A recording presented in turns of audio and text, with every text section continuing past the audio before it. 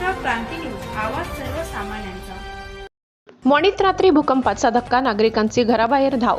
रात्री 10:01 जाणवले हादरे, शहरात घबराट, समाज माध्यमांवर चर्चेला उधाण। वणी शहरात शनिवारी दिनांक 8 रोजी रात्री सुमारे 10:01 सुमारास अचानक भूकंपाचा धक्का जाणवला। काही क्षण जाणवलेल्या या हादऱ्यामुळे नागरिकांमध्ये घबराट निर्माण झाली।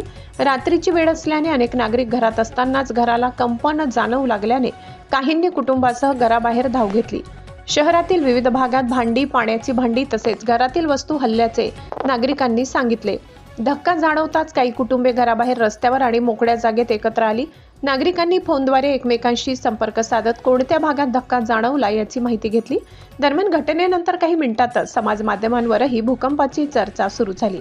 विविध व्हॉट्सअप समूहांमध्ये नागरिकांनी आपापले अनुभव शेअर केले। उपलब्ध भूकंप विषयक माहितीनुसार याच सुमारास सुरगाणा परिसरात भूकंपीय हालचाल नोंदवली गेली असून प्राथमिक माहितीनुसार भूकंपाची तीव्रता सुमारे 4.3 रिश्टर असल्याचे समोर आले। केंद्रबिंदू कसबे वणीपासून अंदाजे 24 ते 25 किलोमीटर अंतरावर असल्याचे प्राथमिक गणनेत दिसून आले।